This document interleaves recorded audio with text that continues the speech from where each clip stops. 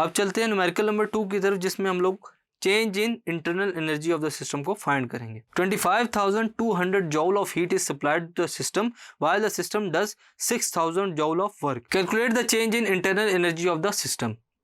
Data लिखते हैं सबसे पहले। The amount of heat supplied to the system, जो हीट सप्लाई की जा रही है वो कितनी है, delta Q 25,200 joules.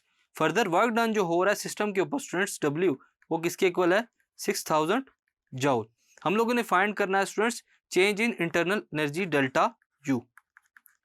Further solve करते हैं using first law of thermodynamics. Delta U is equal to delta Q minus delta W.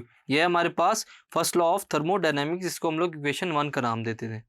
Bye putting values put करेंगे, वैल्यूज को पुट करेंगे। Delta U is equal to 25,200 joules minus 6,000 joules.